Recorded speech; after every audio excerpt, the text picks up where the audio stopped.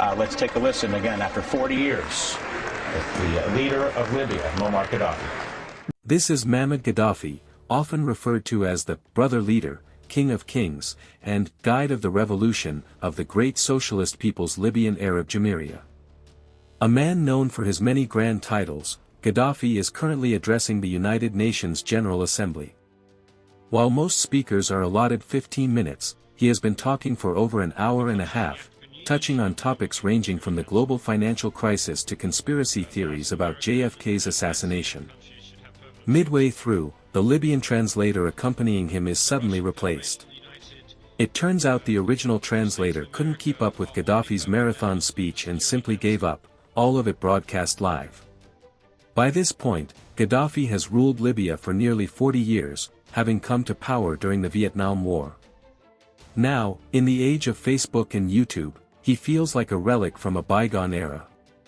He is the last surviving figure among a generation of Arab strongmen like Hafez al-Assad of Syria, Gamal Abdel Nasser of Egypt, and Saddam Hussein of Iraq, all of whom are now gone. Gaddafi, however, remains. But more than ever, he appears out of step with the times, known for his flashy designer sunglasses, snakeskin boots, Botox treatments, and his eccentric lifestyle. He even designed his own supercar and, during foreign visits, stays in a massive Bedouin-style tent where he eats, sleeps, and receives guests. On this trip to the UN, he attempted to pitch his tent in Central Park.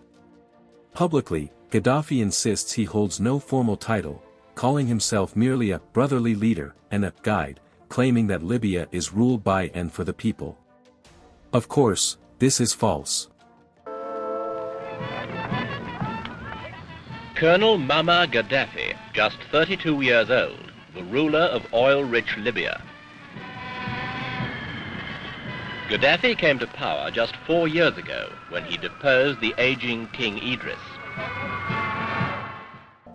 He purchased thousands of tanks, hundreds of fighter jets, submarines, and warships, from the Soviet Union, France. During his massive military spending spree, Gaddafi builds an air force as large as France's. He then announces the start of a new era for Libya, something he calls the Cultural Revolution. He declares Libya a Jamahiriya, a state of the masses.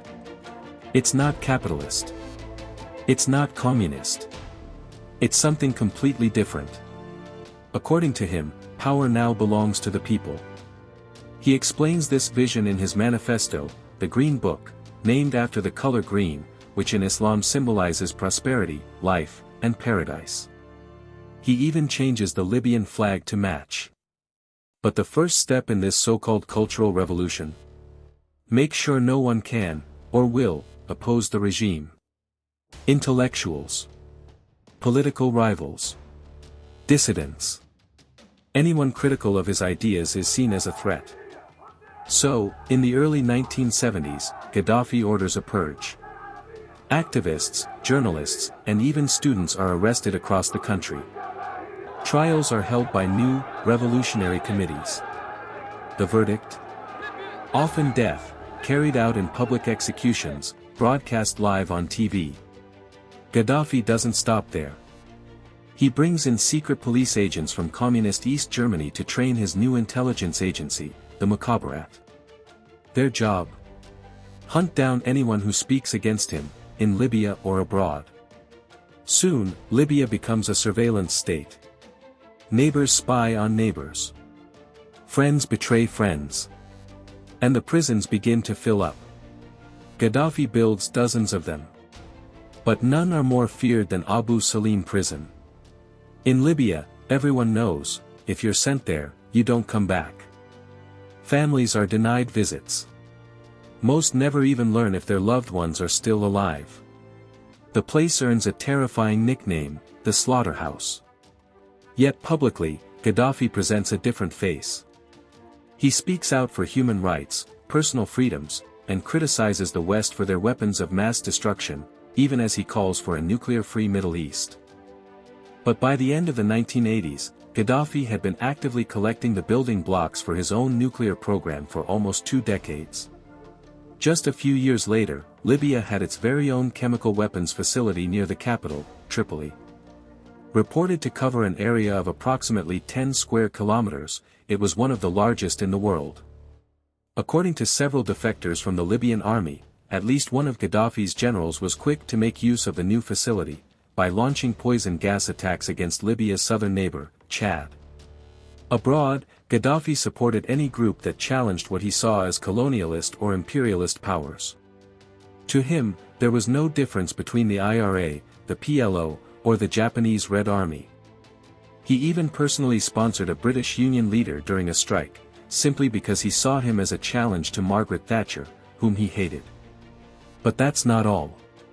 The Libyan government openly admitted responsibility for deadly attacks on 2 international flights, in Scotland and Niger, as well as a nightclub in Germany. Perhaps more than anyone, then, at the start of 2011. The world turns on its axis one more time. This is one of Gaddafi's last televised speeches. It's February 2011, and the Arab Spring, sparked by anger over decades of corruption, political oppression, and dictatorship, is sweeping through North Africa. The cameras pan across a war-torn building, and one of Gaddafi's infamous statues, a fist crushing a US fighter jet. This is his proof, he's still in Libya, despite rumors of his escape to Venezuela. But Gaddafi's grip on the country is slipping. Now, protests against him are erupting across Libya. He's clearly emotional, angry, and quite obviously delusional. Any act of insurrection, he says, will be punishable.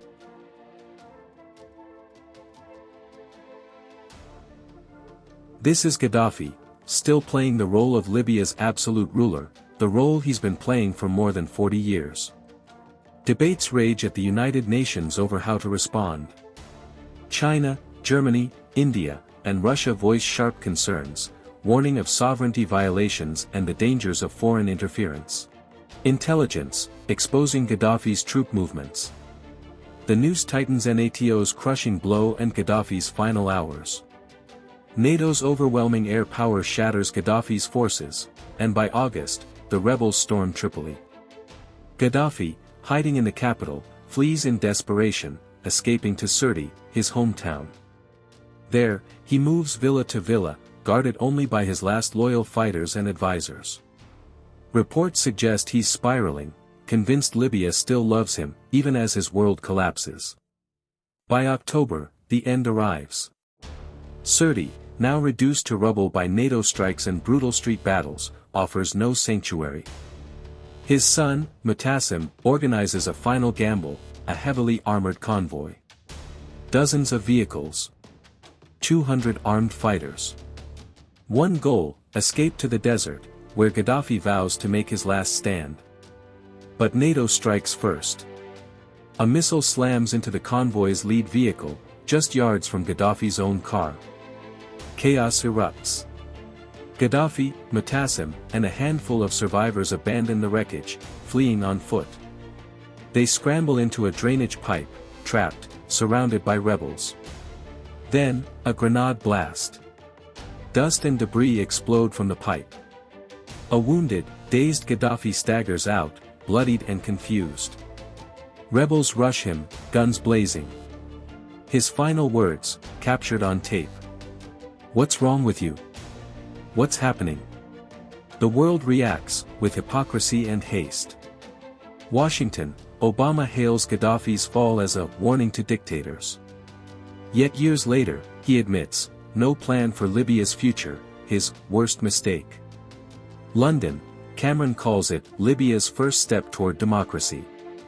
But oil deals and years of cozy ties with Gaddafi hang in the air. Paris, Sarkozy celebrates, until reports surface of Gaddafi funding his 2007 campaign. Libya's descent into chaos. The power vacuum is instant. Militias, armed with weapons from the war, clash for control. Western powers, so bold in intervention, fade away, no plan for peace. Within a year, Libya is abandoned, left to drown in its fractured freedom.